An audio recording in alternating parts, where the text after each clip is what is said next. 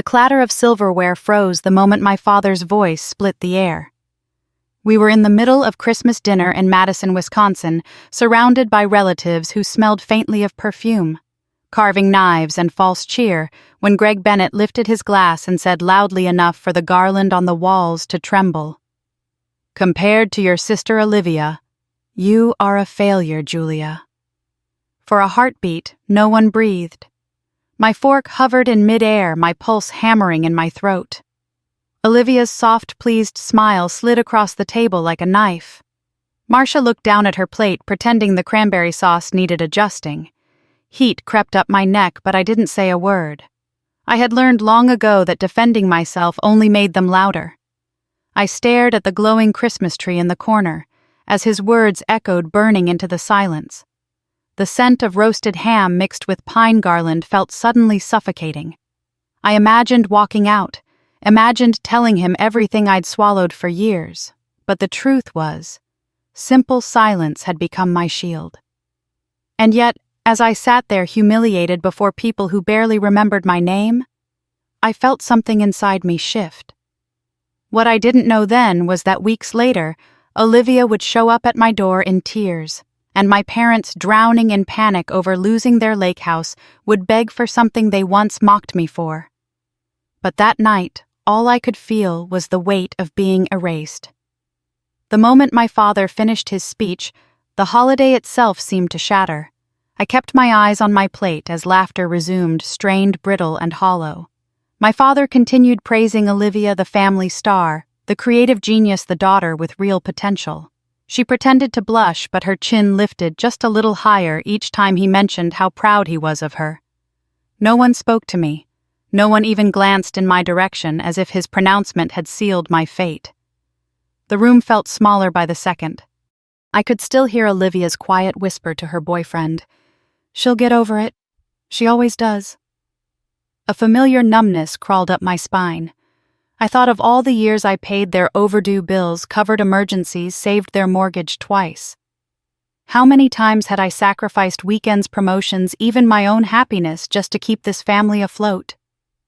Yet tonight, I was the disappointment ruining their perfect holiday. Olivia leaned back in her chair, chuckling lightly. "Dad, don't be so harsh." "She tries." She said it with the same sugary malice she'd used since childhood, a tone meant to sound kind, but designed to make me feel small. A few relatives snickered and someone muttered, "Well, Olivia's got the talent." My chest constricted. I wanted to defend myself. I wanted to scream that I had worked since I was 16, that I was a senior financial analyst who kept entire budgets balanced, that I'd been the one who held the family together when things fell apart. But Greg's mocking tone, Olivia's practiced pity, and Marcia's silence fused into a single truth: nothing I said would matter. I placed my napkin down slowly, deliberately. The scrape of my chair against the hardwood floor made several heads turn. Olivia looked startled for the first time that evening. Marcia reached out and lightly grabbed my wrist. "Don't make a scene," she whispered urgently. "You'll ruin Olivia's night." I looked at her hand on my arm, then at her face, tight, tense, pleading not for me, but for the image of harmony she clung to. "You already did," I said quietly. A hush rolled across the table as I stood. I lifted my coat from the back of the chair and walked toward the door. No one tried to stop me. Not one person said my name. Behind me, the conversation restarted almost instantly, as if removing me restored the balance. The cold Wisconsin night hit me like a slap. Snow crunched beneath my boots, my breath rising in sharp white puffs. I paused on the porch, staring through the frosted window where the tree lights blinked cheerfully. Inside, my family moved around the table without hesitation, untouched by my departure. That hurt more than anything Greg said. I descended the steps slowly, my throat thick, the air cruel against my skin. I unlocked my car with shaking hands and sat inside, gripping the steering wheel until my knuckles went white. I had spent years believing these dinners mattered, believing that if I brought enough gifts, baked enough pies, paid enough debts one day, they would look at me with something resembling pride. But tonight had stripped away the illusion completely. As my engine warmed, my phone buzzed. A message from Olivia lit the screen. "You embarrassed Dad. Fix this tomorrow." I let out a bitter laugh. Fix this, as if I'd been the one who broke something. Snowflakes drifted past the windshield in the glow of the street lamps, and for the first time in years, I felt something stronger than hurt resolve. I started the car and pulled away from the curb, not knowing that this moment would mark the beginning of everything that came next. That what they tried to take from me, my dignity, my future, my grandmother's lake house, I would one day fight to reclaim and win. But that night, I only knew this. I was done being quiet in a family that never listened. I woke the next morning with the heaviness of the night before pressed into my bones. The apartment was still dark, the faint winter light barely touching the edges of my curtains. My phone lay face down on the nightstand, buzzing every few minutes like a wasp that refused to die. When I finally turned it over, the screen filled with missed calls, 4 from Greg, 6 from Olivia, 2 from Marcia. Each notification tightened something in my chest, but the voicemail from my father made my hands go cold. His voice was sharp-clipped, almost businesslike. "Come home today. We need to finalize the family investment." "Don't drag this out, Julia. Olivia is depending on you." The word depending was heavy with expectation, with entitlement, with the same pressure I'd grown up under. I sat up slowly, rubbing the sleep from my face. They weren't giving me a single day to breathe. The apartment felt unusually quiet as I moved through the morning motions, brewing coffee, pulling on a sweater, brushing my hair with the mechanical calm of someone not quite awake. But inside, a storm churned. Last night had been humiliating. Today felt like the aftermath of a battlefield, and I hadn't even begun to fight. By the time I walked into the office in downtown Madison, the sky outside had turned a flat, cold gray. The lobby smelled of burnt coffee and copier ink. I thought I could lose myself in spreadsheets, escape into the rhythm of numbers. But I had barely settled into my chair when the receptionist's voice crackled over the intercom. "Julia, your father is here. He says it's urgent." My heart dropped through the floor. Greg Bennett showing up at my workplace was something I had never imagined. He didn't even know what floor I worked on. Before I could respond, he appeared at the entrance to my department wearing his best polite smile.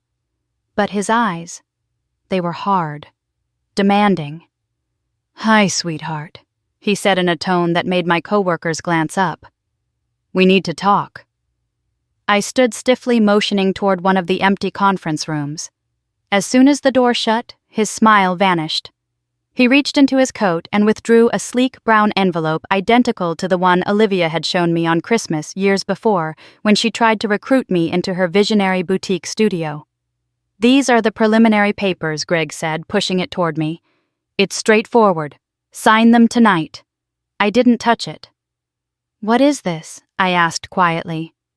He frowned with irritation, as if my confusion was insolence. "Don't start." Olivia explained everything. "It's a family investment. We're giving you the opportunity to contribute." Contribute. The word felt sour on my tongue. "Dad, what are you trying to transfer?" His jaw clenched. "Don't embarrass me again, Julia." Embarrass. As if my existence was a stain on his reputation. A coworker passed by the glass wall of the conference room, slowing for a moment, her face softening as she caught my expression. It was the first time I felt truly seen by anyone connected to this situation. I finally picked up the envelope and walked away without saying another word, leaving Greg standing there. The rest of the morning felt like I was wading through molasses. I stared at numbers on my screen but couldn't make them connect. At lunch, I slipped into my car behind the building and opened the envelope. Inside were 4 documents, thin, hastily assembled, printed on cheap paper despite the heavy folder. A family investment agreement with no company registration number. A contributor list that included my name at the top as if I had already agreed. Blank signature pages with Julia Bennett, initial guarantor, typed neatly. And a sticky note in Olivia's handwriting. Just sign these so we can move forward. My stomach nodded. Every instinct I had screamed that this wasn't just sloppy paperwork, it was a trap. I pressed my fingers to my temples and inhaled sharply, the air freezing the back of my throat. By 3 o'clock, I couldn't concentrate anymore. I left work, early snowflakes swirling around me as I made the drive home.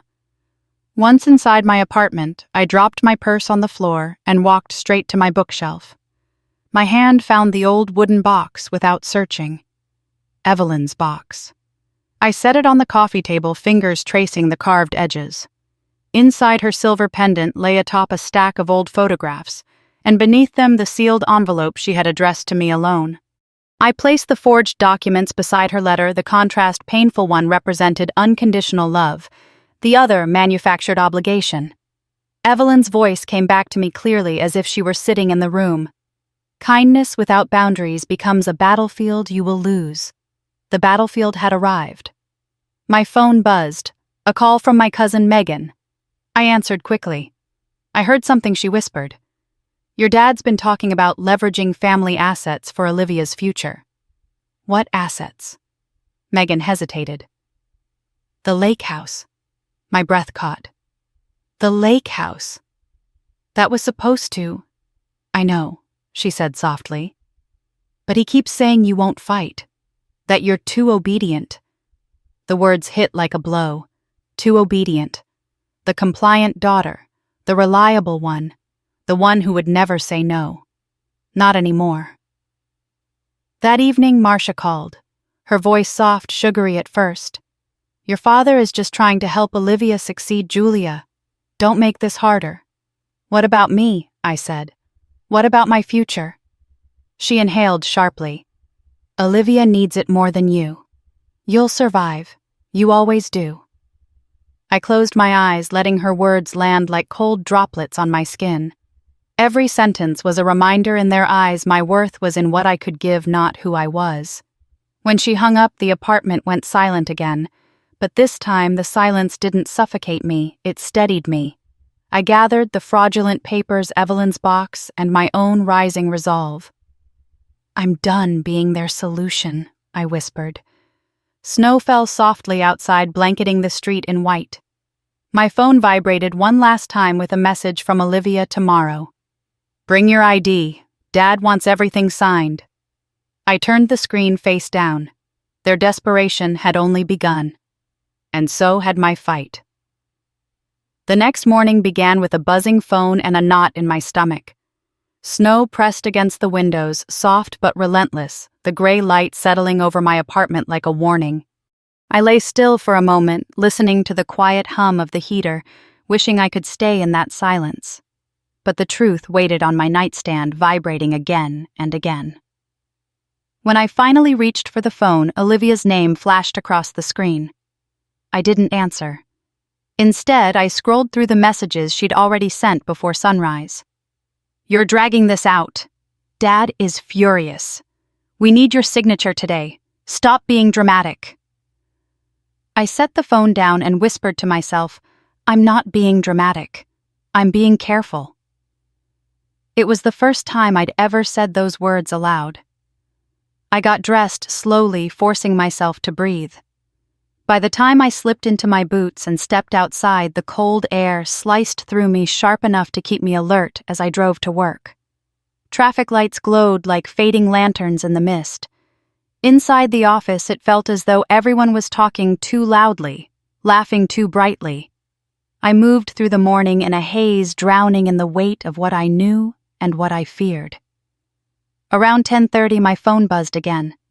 This time it was my father. Voicemail. When I put the phone to my ear, his voice filled the small break room. Julia, enough is enough. You have until tonight.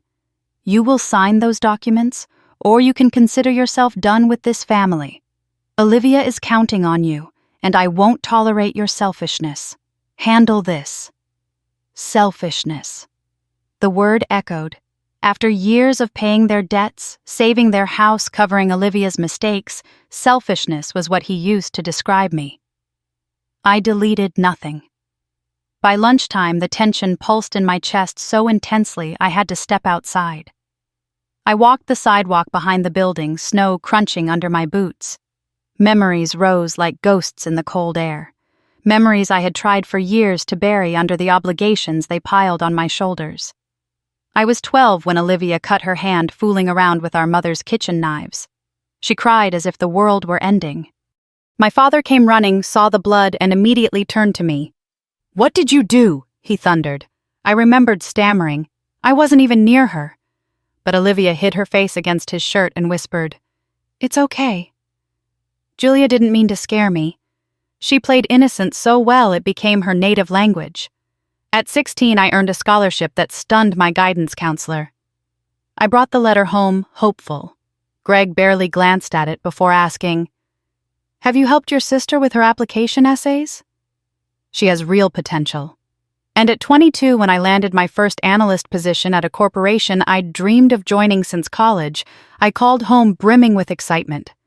Marcia's first question wasn't congratulations, but, "Do you think you can help Olivia with her rent until she gets back on her feet?" Each moment had chipped away at me so quietly I barely noticed the erosion. I headed back inside, the warmth hitting my face like steam. At my desk, the bitterness pushed deeper, sharper. I couldn't escape the truth anymore. Their version of love came with conditions, expectations, and strings tied so tightly they threatened to choke me. By late afternoon, another call from Olivia came through. This time I answered. Her voice was sugar-sweet, rehearsed. "Julia, let's stop fighting. It's Christmas week. Dad and I were emotional last night. We only want what's best for all of us. Just sign the papers, okay?" I didn't respond. She exhaled sharply. "Look, Dad is serious. If you keep dragging this out, you'll lose more than just us." There it was, the threat beneath the sweetness. I ended the call without a word. The rest of the day blurred until I finally walked into my apartment, the door closing softly behind me. I leaned against it, heart pounding. The lights were dim shadows stretching across the floor like unanswered questions. I walked to the bedroom, opened the cedar chest at the foot of my bed, and lifted the lid. Inside lay the pieces of a childhood I had tried to salvage, report cards, photos, and the letter Evelyn had left me, her final message sealed in the envelope, addressed in her careful handwriting. I held the letter against my chest, fighting the urge to open it. I wasn't ready, not yet.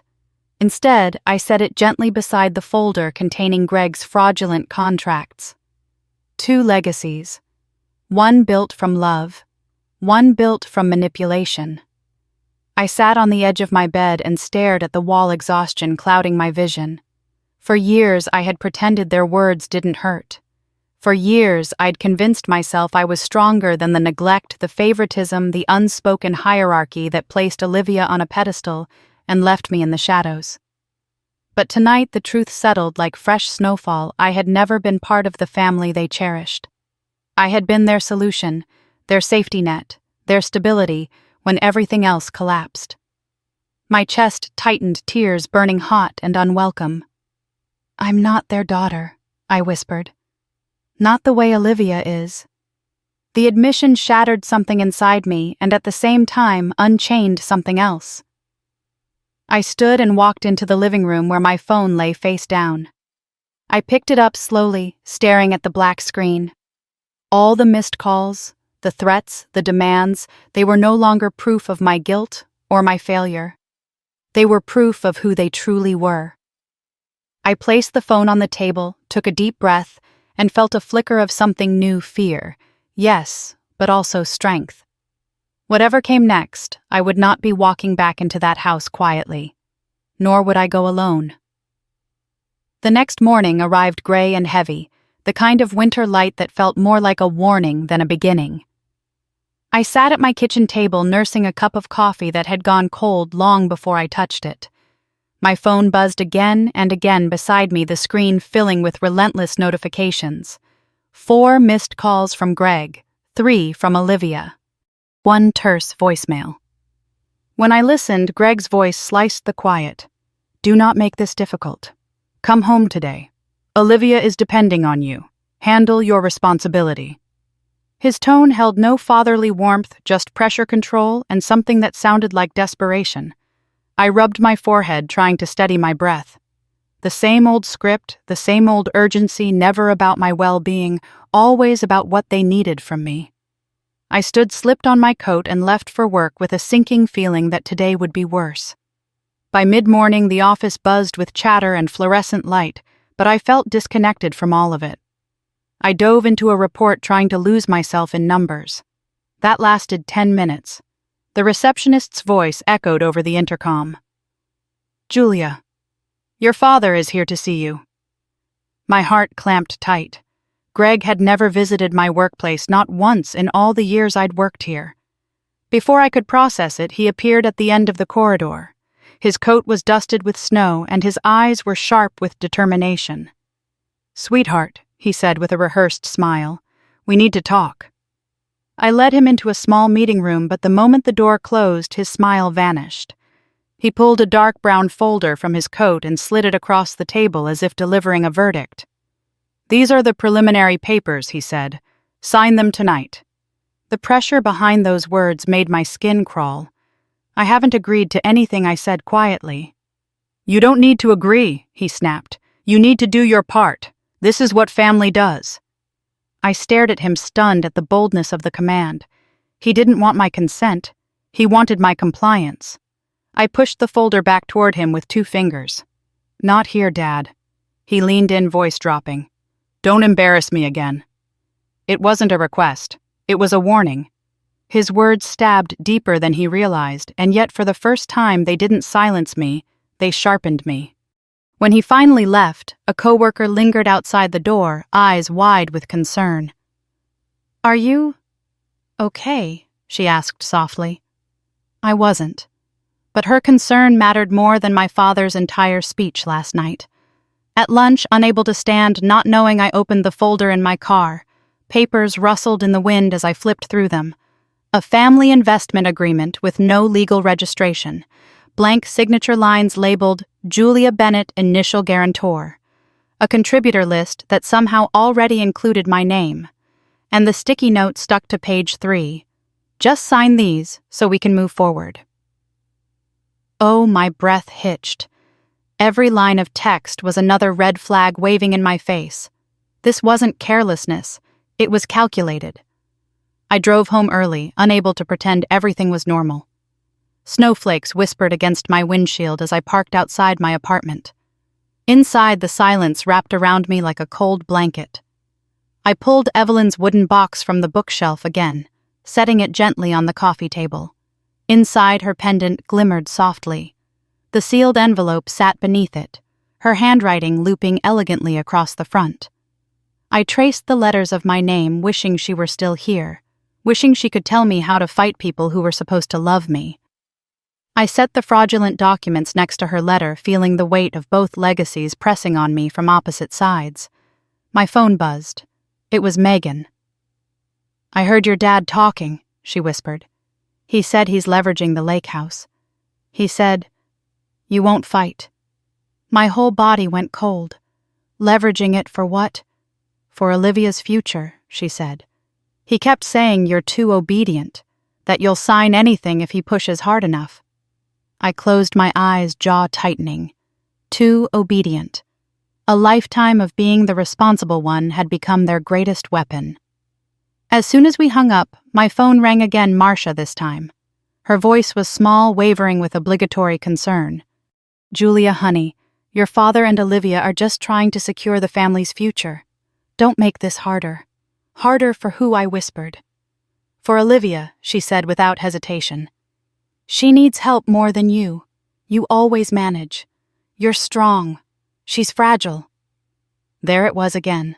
The hierarchy. The favoritism so ingrained my mother didn't even notice how cruel it sounded. "What about me?" I asked, my voice cracking. "Do I matter at all?" Marcia's breath caught, but not with sympathy. "Julia, don't be selfish." "Selfish!" The word echoed through the room, poisoning the air. I ended the call. The apartment fell silent, except for the low hum of the heater. I walked back to the coffee table and picked up the forged documents. My hands were shaking, but for the first time the tremor wasn't from fear. It was from awakening. I wasn't the obedient daughter anymore. I wasn't the solution to their chaos. Not this time. I lifted Evelyn's sealed letter and held it to my chest. "I'm listening now," I whispered into the quiet, "and I'm done letting them take from me." Outside, snow continued to fall, gently burying the streetlights in white. My phone buzzed once more with a message from Olivia. "Tomorrow. Bring your ID. Dad wants everything signed." I placed the phone face down on the table and didn't look at it again.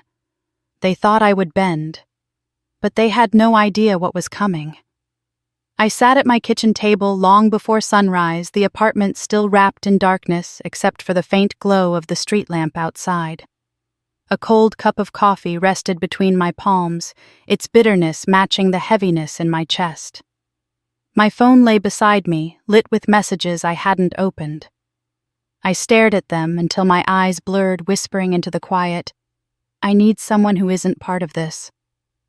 Scrolling through my contacts felt like peeling back old wounds. Most names belonged to people who only knew fragments of my life. But then I saw it, Ethan Hale.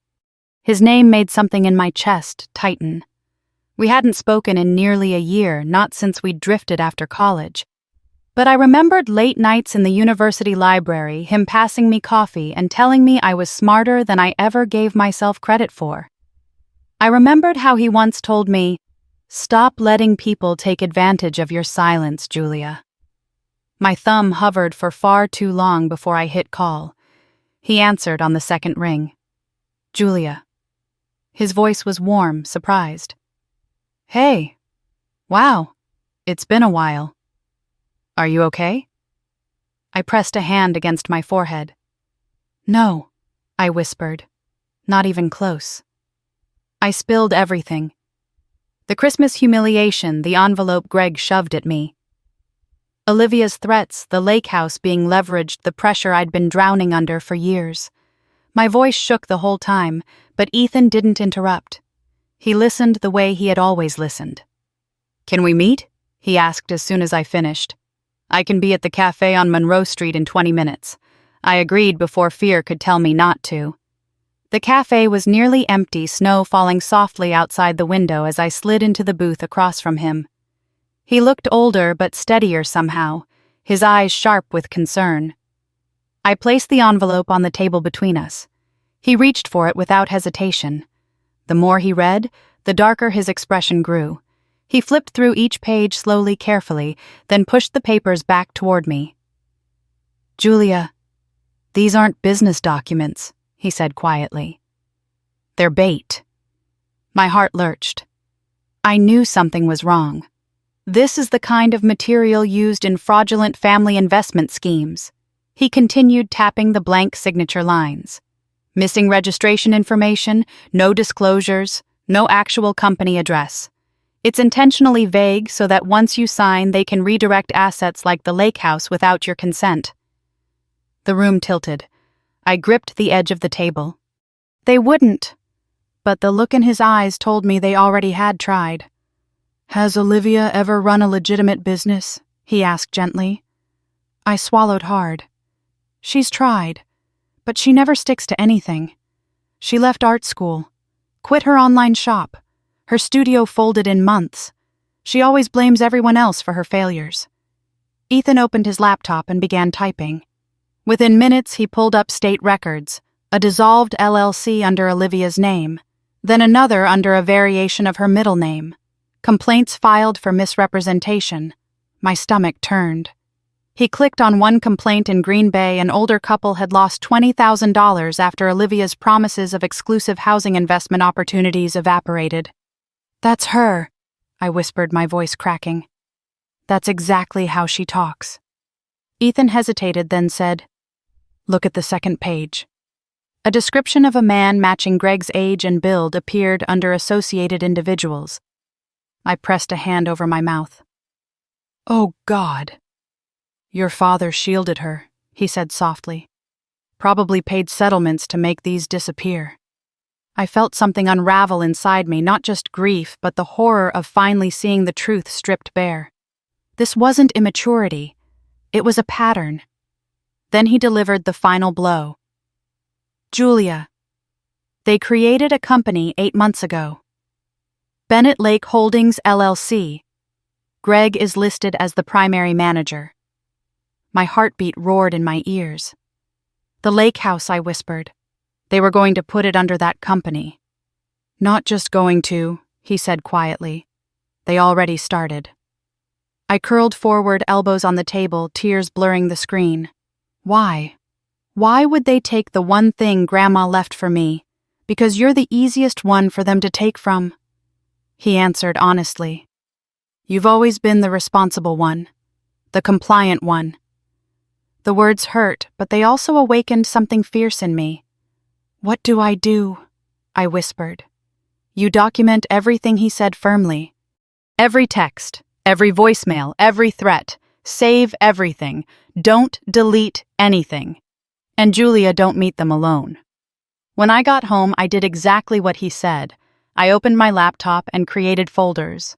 Olivia threats, Greg messages, Mom guilt, fraud documents. My hands trembled as I saved screenshots, voicemails, and recordings. With each file I added, the knot in my stomach loosened just a little. Late that night, I replayed a voicemail from Olivia. Dad said it's easier when you don't ask questions. My breath caught. That single sentence summarized my entire childhood. I saved it. Then I whispered, not anymore. I stayed up sorting files until exhaustion forced me to stop. As I lay in bed staring at the ceiling, Ethan's voice echoed in my mind. This isn't just a family dispute, it's fraud. I felt the first spark of what would become my defiance. Whatever they had planned for me, I wasn't going to face it unarmed. And for the first time in my life, I wasn't facing it alone. My phone rang before I even finished my first cup of coffee.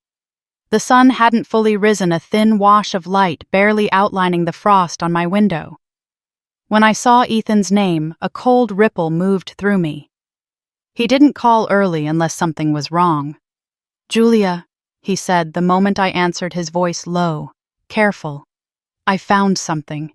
You might want to sit down. I grabbed the back of a chair, my fingers tightening around the wood. Just tell me. This involves more than Olivia, he said quietly. Your father is deeper in this than we thought. The room seemed to tilt. My breath shortened. How deep? There was a crackle on the line then. Ethan exhaled. Deep enough that he's been helping her run these schemes for years. The rest of the day unfolded like a slow-motion nightmare. I slipped into an empty conference room at work and paced as Ethan explained what he'd uncovered. Olivia's history of dissolved LLCs, complaints filed by people she had charmed and then abandoned business names, shifting slightly to avoid detection, all of it formed a pattern so familiar it made my stomach twist. She starts something flashy, makes promises she can't keep, takes people's money, and when it collapses, she vanishes into the next idea, Ethan said. And someone always shows up behind her to clean the mess. That someone is my dad, I muttered. There's no doubt anymore, he replied. He emailed me copies of the complaints. I opened the first file and felt physically sick. A couple in Green Bay had lost their savings during one of Olivia's housing ventures. Their statement described a bright, charismatic young woman with big ideas and a father who reassured us everything was secure. The description of the father matched Greg exactly his age, his voice, even the way he insisted on handshakes over contracts. A second file showed a similar pattern. A tech worker, a retired teacher, a single mother, all promised returns that never came. All told the family is behind this. She's not just reckless, I whispered. She's calculated. And protected, Ethan added. He hesitated before sending one final document. When it landed in my inbox, the subject line alone made my heart stop. Bennett Lake Holdings, LLC. I clicked it open. There it was, my father's name listed as the primary manager, filed quietly 8 months ago. And worse, the filing included a brief note about future property transfer considerations. The lake house. The house my grandmother swore would always be mine. The house she told me to protect. The house I escaped to when my parents' voices got too loud. Everything inside me went cold. Julia Ethan said gently, "If you had signed those papers they pushed at you, they could have finished the transfer without your consent. The house would have been theirs." I closed my eyes, pressing my palm to my forehead. Why would they take the one thing she left me? "Because it's worth money," Ethan said, "and because they don't think you'll fight back." I wanted to scream. Instead, the words slipped out like a broken truth. "They've always seen me as the one who'll say yes, and you won't say it anymore," he replied. When the call ended, I stayed in that empty conference room for a long time. The fluorescent lights hummed overhead, the office noise faint beyond the walls. I'd never felt so broken, yet so suddenly awake. Later at home, I sat at my kitchen table, surrounded by files, screenshots, and recordings. I opened folders, reorganized evidence, saved audio clips. Each click of the mouse felt like reclaiming a piece of myself. I played the recording from Christmas Eve. Greg's voice harsh and certain, "If you don't sign, you're done with this family." Then Olivia's message, "Stop dragging this out. You'll lose everything." I saved them again. I had spent years swallowing humiliation in silence. Years apologizing for things I never did. Years believing that maybe if I worked harder, gave more, endured longer, they might finally see me. But there was nothing wrong with me. The wrong had always been theirs. That realization hurt almost as much as it healed. As I labeled files, my hands trembled slightly, but this time it wasn't from fear, it was from clarity. I kept going file after file until my laptop felt like a vault of truth. That evening, Ethan called again. His voice was steady but urgent. "I'm checking new filings every day," he said. "If they try to move the lake house again, we'll know." "Do you think they'll stop?" I asked. He was silent for a moment. "No, not until they get what they want." I felt the weight of that truth settle deep. Then I'll be ready. Before bed, I took Evelyn's sealed letter from the cedar chest and set it next to the LLC document. 2 worlds, 2 generations, one trying to warn me, one trying to erase me. I whispered into the quiet, "I'm listening now, Grandma." Outside, snow fell softly against the window. The world was quiet, but inside me, something was no longer still. Fear hadn't disappeared, but it now lived beside something stronger, resolve. I sat on the edge of my bed, staring at the scattered evidence of who my family truly was. I finally understood, the more I uncovered, the more dangerous they would become. But I wasn't the easy daughter anymore. I wasn't the silent one. And this time, I was ready for the fight they never expected. I was driving home from work when my phone rang, the screen lighting up with a name I hadn't seen in months. Mrs. Aldridge, the year-round neighbor who lived 2 doors down from the lake house. My pulse quickened before I even answered. "Julia," her shaky voice came through. "Honey, I think you should know. There were people here today. Surveyors. They were measuring your grandmother's property." My grip tightened on the steering wheel. Surveyors. On Evelyn's land. "Yes," she whispered. "And your father told them the house was being prepared for transfer?" I pulled my car onto the shoulder of the road as the world tilted around me. Prepared for transfer. The exact words Ethan warned me about. To who I managed to choke out. She hesitated. He didn't say, but he looked determined. I thanked her with a voice that barely sounded like mine, and hung up. For several seconds I couldn't breathe. Then I turned the car around. I drove straight to Geneva Lake. The roads were coated in thin sheets of ice, and the sky above felt bruised with clouds. When I finally pulled into the long driveway, the lake house loomed quiet against the frozen shoreline. My grandmother's house, my sanctuary now violated. Snow crunched under my boots as I walked toward the porch. The air smelled like pine and winter, familiar and comforting, but something was wrong. Surveyor flags dotted the ground around the edges of the property, small neon markers sliced into the snow like open wounds. I climbed the porch steps and froze. An orange inspection notice had been taped to the side door. Owner contact Bennett Lake Holdings, LLC. My heart thudded painfully. They hadn't just talked about taking it, they had already begun. Footsteps behind me made me turn.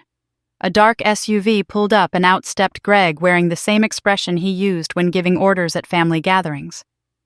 "You shouldn't be here," he said flatly. "This is my house," I whispered. He brushed past me as if I were an inconvenience blocking his path. "We're preparing the property for Olivia's future. She deserves something stable." My voice cracked. "Grandma left this house to me." "You know that," he scoffed. "Sentimental nonsense. This is a family asset." "A family asset," I repeated, feeling something inside me snap. "You're taking what she intended for me." Greg's jaw tightened. "You've never had vision, Julia. You're ordinary. Olivia needs this more than you." Something cold and sharp cut through me. I looked up just in time to see another car approaching Olivia, stepping out, hair-perfect expression, carefully painted with concern. "Julia," she said, walking toward me as if approaching a wounded animal. "Please don't turn this into a battle. I need the stability. You have your career, and you don't even come here that often." "Why were there surveyors here?" I demanded. She blinked too quickly. "Routine inspection." I held up the notice. "This says otherwise." Her smile faltered and her voice thinned. "You're making this into something it isn't. You tried to transfer the house behind my back." Olivia's eyes darted toward Greg. "Dad said the paperwork would go through whether you sign or not." Those words detonated inside me. Greg stepped forward, his tone shifting from fake calm to outright irritation. "Enough. Sign the documents and this will all go smoothly." "No," I said. Olivia's face crumpled into something desperate and ugly. "You think you're better than us, that you deserve more than me? You're the boring one, Julia. You always have been." I shook my head slowly. "I'm the responsible one, and that's why you've always used me." She stepped closer, voice low and trembling. "If you don't cooperate, you're going to lose more than a house." I felt my phone in my coat pocket recording everything just like Ethan told me to. I didn't flinch. "Say that again." She froze. Greg slammed his hand against the porch railing. "Sign the papers. Now. I won't ask again." And finally, it was clear. They weren't acting out of fear, love, or family loyalty. They were acting out of entitlement, out of greed, out of the belief that I was still the obedient daughter who could be bullied into silence. "I'm not signing anything," I said firmly. Greg took a threatening step forward. "You are making a mistake," maybe I said. "But it's mine to make, not yours to force." He glared at me, breath thick with anger. "You're dead to this family if you walk away." "I've been dead to you for years," I whispered. For a long moment, the only sound was the wind moving across the lake. Olivia's breath came fast, fogging the air in short bursts. Greg's fists clenched at his sides. I stepped past them and walked toward my car. Each crunch of snow beneath my boots felt like breaking a chain that had held me for far too long. As I reached the driver's side door, my phone buzzed with a new message from Olivia. "You're making a huge mistake." I didn't respond. Instead, I took photos of the inspection notice, the flags, the driveway, the house, and both their cars parked outside. Proof. All of it. Then I sent everything to Ethan. I slid into my car, gripping the steering wheel as the engine hummed to life. My breath shook, but not from fear, from clarity. They were willing to destroy me to get this house. But they underestimated one thing. I was finally willing to fight back. When I got home from the lake house, my whole body felt electrified, half fear, half fury. I dropped my keys on the counter, kicked off my boots, and paced the length of my apartment like the floor itself might crack under the weight of everything inside me. The images played over and over again in my mind, the surveyor flags, the forged inspection. Notice my father's voice insisting the lake house was now a family asset. Olivia's trembling smile masking pure manipulation. I couldn't sit. I couldn't breathe. I grabbed my phone and called Ethan. He answered on the first ring. Julia. They were there, I said, my voice cracking. Surveyors, an inspection notice for Bennett Lake Holdings. And I swallowed hard. They said the transfer would go through whether I sign or not. Silence filled the line sharp and heavy. Send me everything, he said at last, his tone shifting into the controlled, focused version of him I'd come to rely on.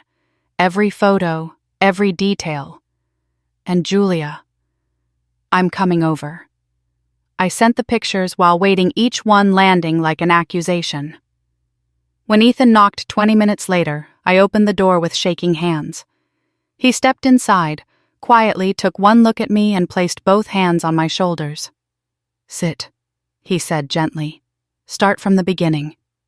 I told him everything: Greg's anger, Olivia's desperation, their threats, the forged signature still haunting my memory. When I finished, his jaw was set so tight I could see the muscle pulsing beneath his skin. They're escalating, he murmured. This isn't just coercion anymore. This is full-scale property fraud. My stomach twisted. They don't see it that way. No, he said. They see it as their right. He opened his laptop and began typing with quick, decisive motions. We need to track activity related to Bennett Lake Holdings.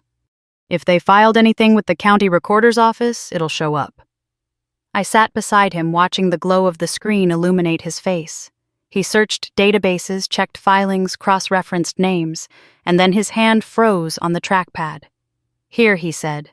This was filed 2 weeks ago. I leaned closer.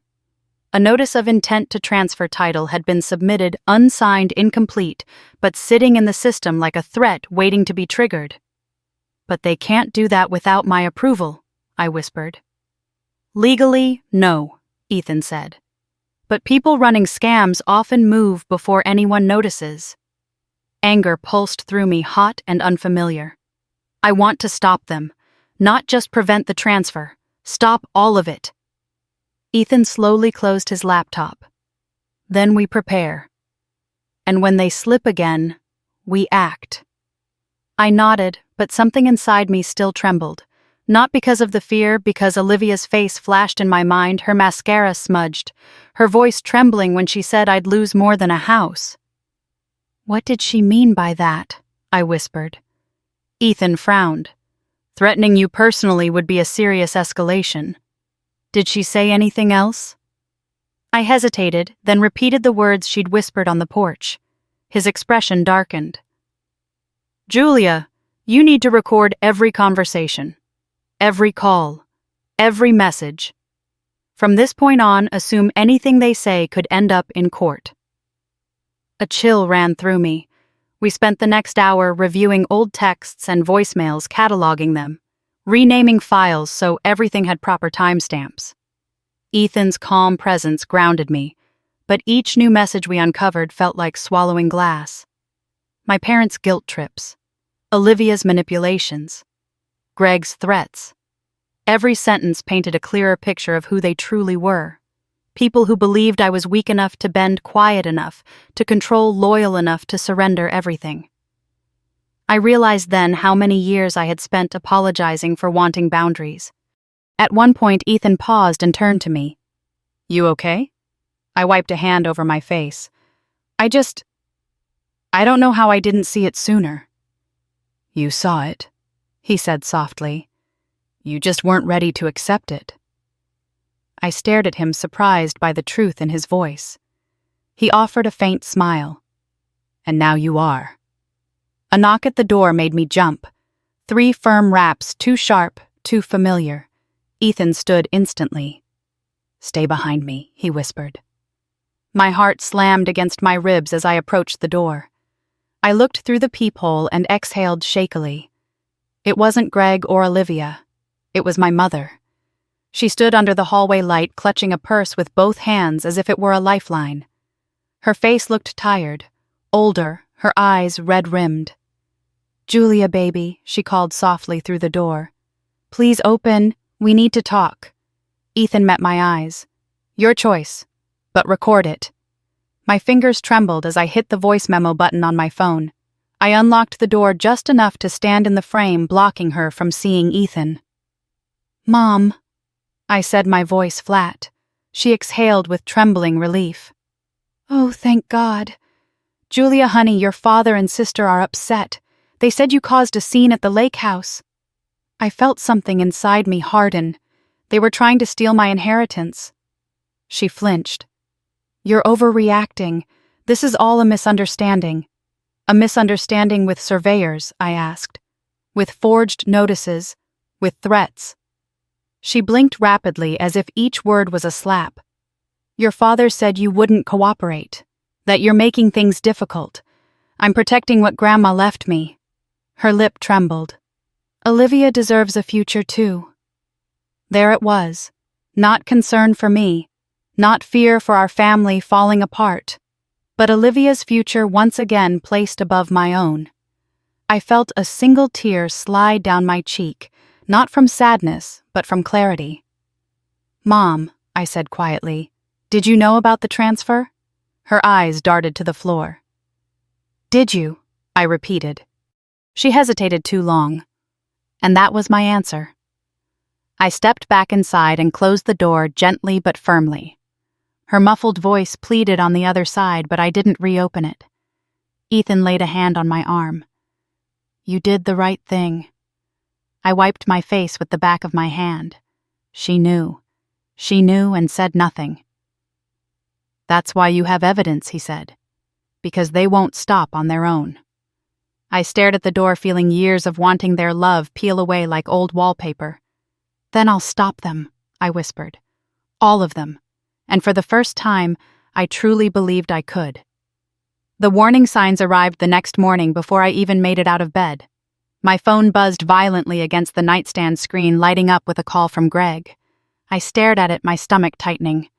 I didn't answer, but he didn't stop. 3 more calls, then Olivia, then my mother, then a string of unknown numbers that made my blood run cold. I sat up slowly, grabbed my phone, and opened the voicemail notification glowing at the top of the screen. Greg's voice thundered through the speaker. "Julia, what the hell do you think you're doing? Surveyors said you interfered. Do not show up at the lake house again without permission. You are not the decision maker here. Call me back. Immediately." I replayed it twice, the veins in my neck tightening with each repetition. Permission. The word echoed in my chest like something poisonous. Then a text from Olivia came in. "If you don't stop this, Dad says we're cutting you out of everything. You won't have a family left." I took a shaky breath, pressed record, and saved the message. Every threat was proof. Every guilt trip was evidence. Every attempt to bully me was another brick in the wall they were building around themselves. I pushed off the blankets, grabbed my robe, and walked into the living room. The early morning sunlight spilled across the floor dust, swirling in golden streaks. For a second, I wished I could disappear into that warm light, just melt into something uncomplicated and safe. But safety wasn't an option anymore. My phone buzzed again with a new message from my mother. "Please don't involve outsiders. This is a family matter. You're making everything worse." I exhaled long and trembling before typing nothing. I simply saved it with the others. By the time I got ready for work, my nerves felt frayed. I drove through downtown Milwaukee with my hands tight around the wheel, replaying Greg's voice in my head, the way he'd spoken to me like a trespasser on my own land. At the office, I tried to bury myself in spreadsheets. The numbers should have soothed me, they always had. But today they blurred on the screen. My heartbeat wouldn't steady. I knew they weren't done. When my phone buzzed at 11, I froze. The message preview made my skin crawl. "It's a shame it's come to this. We warned you." Dad. I opened it, read it twice, then forwarded it to Ethan. Almost instantly he called. "They're escalating," he said, voice clipped with urgency. "If they're desperate enough to send messages like that, we need to be ready for retaliation." I pressed my forehead against my desk. I'm already shaking. "That's normal," he said gently. "But you're not alone. I've been cross-checking Bennett Lake Holdings again. I found something. My heart jolted. What? They tried to initiate a second filing this morning, he said. It didn't go through because the system flagged an inconsistency with ownership. But it means they're pushing. A cold wave swept through me. They're trying to outrun me. No, Ethan said firm.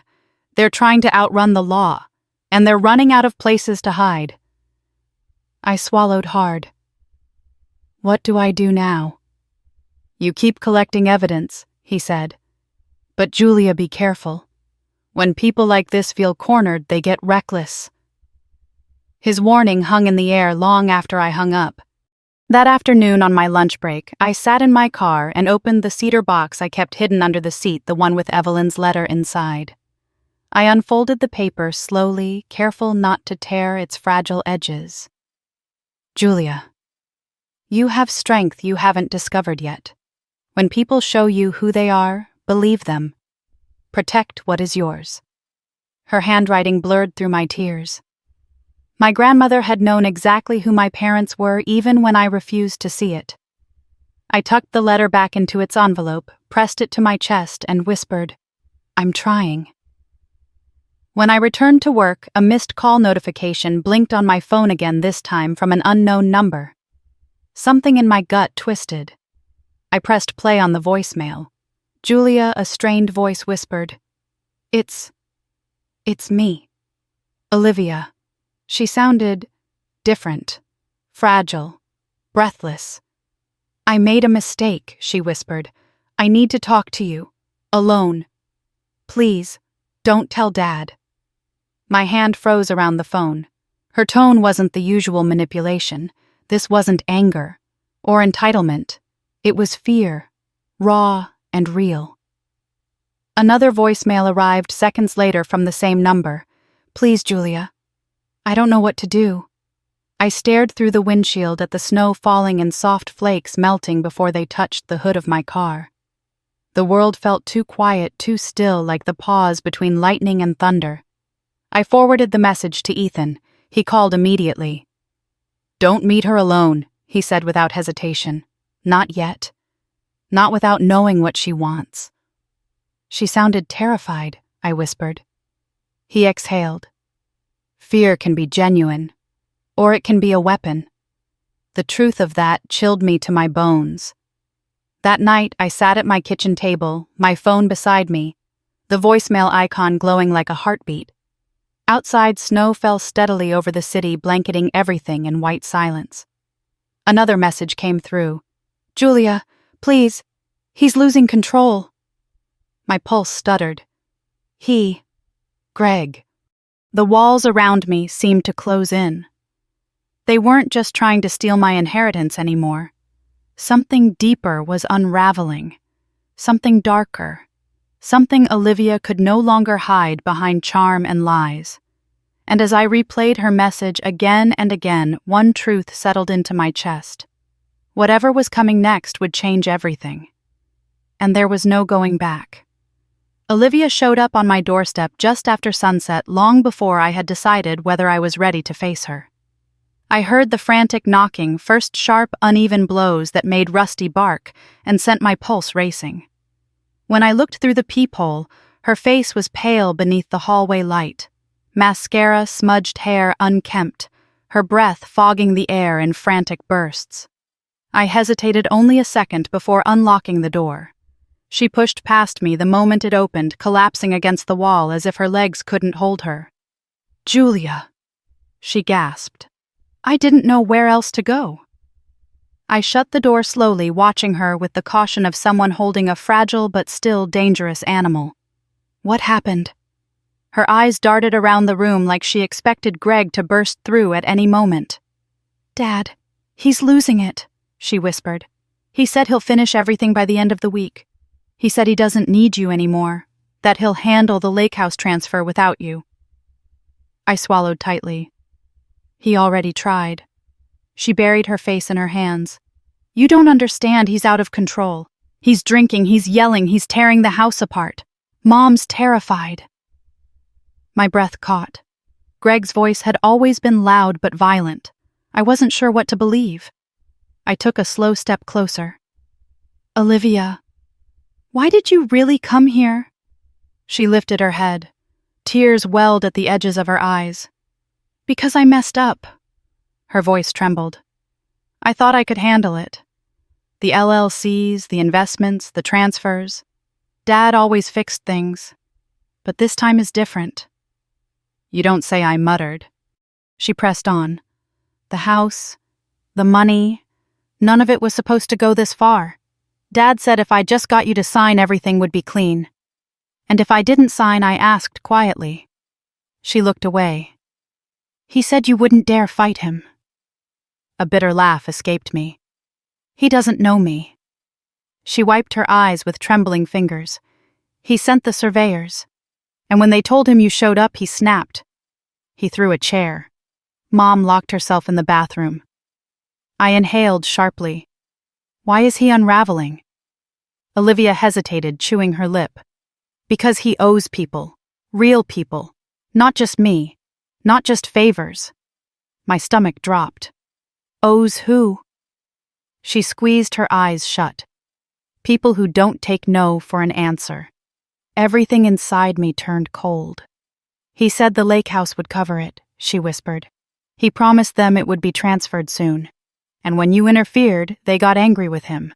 He thinks you ruined his chance to fix everything. I sank into the nearest chair. So the lake house wasn't just about you. She shook her head. It started with me. But now, it's about his own debt. Silence thickened between us. For years I thought their favoritism was about love. Now I saw it clearly, it had always been about use. About who they could lean on, manipulate, exploit. I ran a hand through my hair, steadying my breath.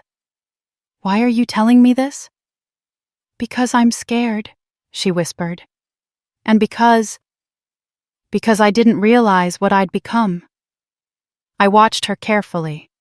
Olivia had lied so many times I wasn't sure she even knew when she was telling the truth. But tonight, something about her cracked voice, her shaking hands felt different. I stood slowly and walked to the counter, picking up my phone. You need to tell Ethan everything. She stiffened. No, I can't talk to some lawyer. You don't have a choice. She flinched, and for once she didn't argue. 10 minutes later, Ethan arrived, coat dusted with snow, expression taut with concern. When he saw Olivia, his eyes narrowed. I need you to start talking, he said. Olivia wrung her hands. Dad owes money. Tens of thousands. Maybe more. He told people the lake house was collateral. He forged steps in the transfer process because he needed to show progress. How long, Ethan asked. A year. Maybe 2, she whispered. He kept saying it was temporary, that it would all reset. Then things started falling apart. And when Grandma died, she looked at me helplessly. He saw an opportunity. My heart twisted painfully. Ethan crossed his arms. Julia, this is worse than we expected. I nodded. I know. We need to act now, he said. Not next week. Now. Olivia looked between us, panic rising. Are you going to turn him in? Ethan didn't hesitate. He already did that to himself. She gasped, covering her mouth. I stepped beside Ethan, meeting her eyes. Olivia, I'm not doing this to punish you. Or Mom. But this can't continue. She shook her head, tears streaming. I didn't mean for any of this to happen. I softened slightly. Maybe not. But you helped it happen. Her knees buckled and she slid down onto the couch. I'm sorry, she whispered. I am so sorry. For a moment, the room felt unbearably quiet. Not peaceful, just suspended like the air was holding its breath. Ethan exhaled slowly. Here's what happens next. We gather every scrap of evidence. We contact authorities before Greg's creditors push him into something worse. And Julia. He turned to me. You need to stay somewhere safe. Starting tonight." Olivia's head snapped up. "Safe from Dad." Ethan didn't answer. He didn't have to. Because we all knew the truth. Greg had crossed so many lines already, and desperate men didn't stop voluntarily. I glanced at Olivia Broken, terrified no longer the golden darling of the family lore, and something inside me hardened. This wasn't just about inheritance anymore. It was survival. Mine. Hers. And whatever pieces of family we had left to salvage. I took a long breath, steady and deliberate. "Okay," I said. "Let's do this." Ethan moved quickly once Olivia finished talking. He stood from the table, grabbed his laptop, and started opening files with a speed and precision that made my heart pound even faster. "We don't have time to wait," he said. "If Greg is spiraling, he may try to finalize the transfer again. Or worse." I swallowed. "What do I need to do?" "First," he said, turning to me, "you're not staying here tonight. Second, we need a police incident report on file before anything escalates." Olivia curled into the corner of the couch, hugging her knees. "If Dad finds out I told you anything, he won't," Ethan said firmly. "Not until it's too late for him to retaliate." Her lower lip trembled, but she nodded. Ethan grabbed his keys. "Both of you come on. We're going to the precinct." The drive through Milwaukee felt colder than usual, streetlights blurring past as flakes of snow drifted through the dark. I kept glancing at the rearview mirror, half expecting Greg's truck to appear behind us. Olivia sat in the back seat, small and trembling, whispering apologies under her breath. Inside the police station, fluorescent lights buzzed overhead while the waiting room sat mostly empty. A lone officer stood behind the counter. His expression shifted the moment he saw how pale Olivia looked, how shaken I was. "Can I help you?" he asked. Ethan stepped forward. "Yes. We need to file a report regarding coercion, attempted property fraud, and a potential domestic threat." The officer straightened. "All right. Let's take this step by step." We were led into a small interview room with beige walls and a metal table. The air smelled of paper and old coffee. I sat down, smoothing my trembling hands against my knees. Ethan placed a folder of printed evidence on the table, then slid me his phone so I could open the organized files we had saved. My voice shook as I began explaining everything: the forged documents, the threats, the surveyors, the inspection notice, the attempted transfer filings. Every detail felt like peeling back layers of a wound that had been hidden for years. When I finished, the officer nodded slowly. "We take allegations of fraud seriously. And these recordings..." He tapped the file Ethan provided. "This is substantial. We will escalate this to the county investigator assigned to property crimes." I exhaled with shaky relief. However, he continued, "I'm also concerned about the implied threat toward your safety." A chill ran down my spine. "You should stay somewhere else until this is resolved," he said firmly. "Do you have a friend or relative you can stay with?" I thought of the empty apartment I had lived in for years, the silence I used to mistake for peace.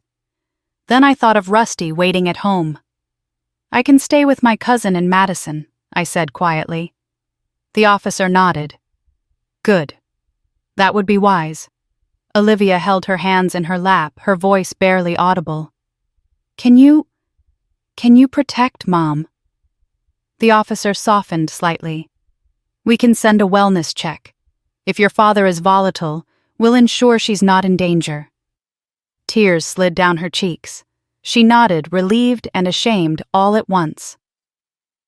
After we filled out paperwork, Ethan drove us back to my apartment. The wind whipped through the streets as if trying to push us faster. When we reached my door, I packed quickly a duffel bag of clothes, my work laptop, Rusty's leash, his food, Evelyn's letter sealed in its envelope. As I slipped the letter into my bag, Olivia watched me from the doorway. "Grandma really did leave that house for you," she whispered. "She loved you. I see that now." I froze, staring at her. "I was jealous," she said, voice cracking. "All those years I was so jealous. You had everything I didn't. Stability, Talent? Work ethic? She trusted you. She pressed her hand to her mouth. And I ruined everything. My throat tightened. You still have time to make things right. She looked away. Only if Dad doesn't destroy me first. Ethan walked over, resting a hand on her shoulder. He won't. Not now. When everything was packed, I grabbed Rusty's leash. He trotted excitedly, unaware of the chaos swirling around us. Ready? Ethan asked. I nodded. But the moment I stepped into the hallway, the world tilted. A figure stood at the far end of the corridor. Greg. His coat dusted with snow, hands clenched at his sides, jaw set in a grim line. He'd found us. Somehow he'd found us. My pulse roared in my ears. Ethan moved in front of me instantly. Stay behind me, he murmured. Olivia gasped. Dad, don't. Greg's face twisted when he saw her. You, he hissed. You ran to them. You betrayed us. She backed away, trembling. Dad, please, quiet. His voice boomed through the hallway, echoing off the narrow walls. You have no idea what you've done. I felt myself step backward, instinctively clutching Rusty's leash so tightly my fingers hurt. Ethan stayed planted firmly between us and Greg. You can't scare her anymore, Ethan said sharply. Or Julia. It's over. Greg's eyes flicked to me, burning with something between rage and desperation. I gave you everything, he snarled, and you repay me by turning the law against your own family. You forged documents, I whispered. You tried to steal my inheritance. You lied to everyone. That house belongs to all of us, he roared. No, I said, voice finally steady. It belongs to Grandma, and she chose me. Ethan held up his phone. The police already have the recordings. If you take one more step toward them, you'll be arrested tonight. Something flickered in Greg's eyes, fear maybe, or the realization that his grasp on the situation had finally slipped beyond repair. He lowered his voice, but the venom remained. You'll regret this, Julia. Both of you will. Olivia sobbed quietly. Dad, stop. Without another word, Greg spun on his heel and stormed toward the stairwell, his footsteps echoing like thunder down the concrete steps. The silence afterward felt suffocating. Olivia collapsed onto a bench, shaking violently. Ethan put a supportive arm around her, guiding her to breathe. I leaned against the wall, heart pounding, Rusty nudging my leg in worry. For the first time, I realized what was truly at stake. This wasn't just about money. It wasn't just about a house. This was about breaking a cycle, one built on manipulation, control, and fear. And Greg knew he was losing. Ethan finally turned to me. We have to leave. Now. I nodded, gathering Rusty in my arms as we hurried toward the elevator. As the doors closed, I caught my reflection in the metal surface. My eyes looked different, clearer, harder, ready. I barely slept that night. Even with Ethan driving us to Madison, even with Rusty curled against my lap, even with Olivia dozing fitfully beside me, exhaustion never softened the fear twisting inside my chest. But by morning, something else had taken root beneath the fear resolve. The kind that grows after every illusion finally breaks. Martha opened her door with wide eyes and a gasp. Julia. Oh my God, come in! She ushered us inside, helped Olivia settle on the couch, and set out hot tea without asking a single question. When I pulled her aside and explained in halting pieces what had happened, she wrapped her arms around me with a fierceness that stole my breath.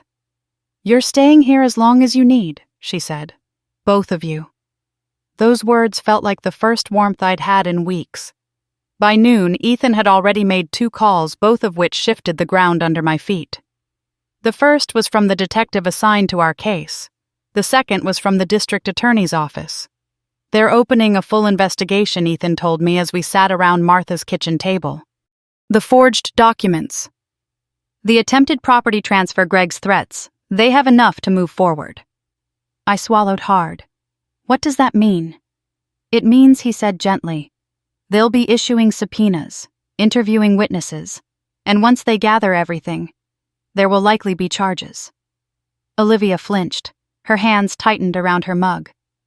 "Will they arrest him?" "Eventually," Ethan said. "But not yet. This has to be done properly." She closed her eyes, shoulders trembling. "I never wanted it to go this far."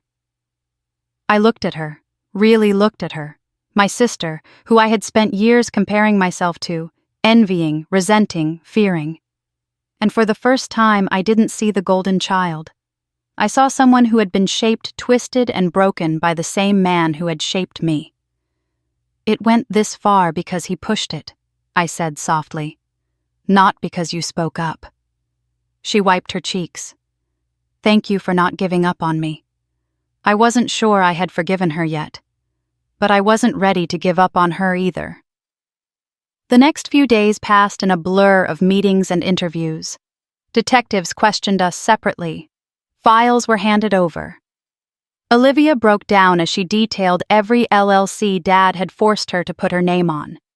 Every time he had cleaned up her mess. Every time she had helped him build another lie. Ethan never left our side. On the fourth day, my phone rang. The caller ID read Milwaukee County Sheriff's Office. My breath caught. "This is Deputy Harris," the voice said.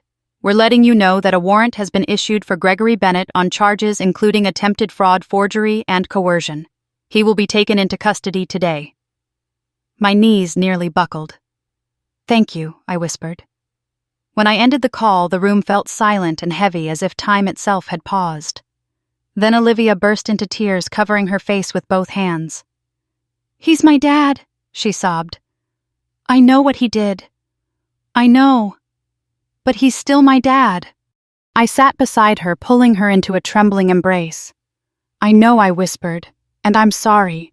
Justice doesn't erase pain. It just stops it from spreading." 2 days later, I returned to Milwaukee. Not for my parents, but for closure. I went straight to the lake house. Snow covered the roof in thick blankets. The frozen water reflected the gray sky like a sheet of steel. This house had been my refuge as a child, the one place where Evelyn whispered that I mattered even when the rest of my world insisted I didn't. I walked the full length of the property, the air cold against my skin, the wind brushing strands of hair across my face. Every memory hit me like a wave shells I collected with Grandma the summers we spent fishing off the pier, the nights we stayed up late counting stars. Now, for the first time, the house felt like mine. Not because they had been forced to stop, but because I had found the strength to take it back. Inside, dust still floated in the light that streamed through the large windows. Her old quilt draped across the couch. Her books still stacked neatly on the shelf. Everything smelled faintly of cedar and citrus, the scent of her life. I sat on the couch and pulled her letter from my bag. Carefully, I unfolded the worn paper. "Protect what is yours." I pressed my palm against the handwriting. "I did," I whispered. "I finally did." When I stepped back outside, the wind lifted the hem of my coat, and for a moment I felt something I hadn't felt in months. Peace. Not the fragile kind I used to chase, but the grounded kind that grows from truth. A week later, life found its new rhythm. I returned to work. I adopted a routine with rusty morning walks, evening quiet on the couch. I attended meetings with the nonprofit that supported fraud victims, offering insight from someone who had lived it. And little by little, the shadows of my old life faded. Not completely, but enough to let the light back in. One Saturday afternoon, Martha, Olivia, and I gathered in the lake house together. We made cocoa in Grandma's old chipped pot and sat on the floor beside the fireplace. The three of us, bruised, imperfect, recovering. Family not by obligation, but by choice. As sunset warmed the lake in shades of gold and pink, I realized I was no longer defined by my parents' approval or by the love they never freely gave. I was defined by what I had built after surviving them. By resilience, by courage, by truth. And if I could find strength in the wreckage, maybe someone listening to this story could too. So if you're here listening to the end of this journey, I want to say thank you. And if this story moved you, share your thoughts below. Tell me where you're watching from or what part resonated most. Don't forget to like, subscribe, and stay with this channel for more stories of justice, resilience, and finding strength when everything feels impossible. Your voice matters here, just like mine finally does.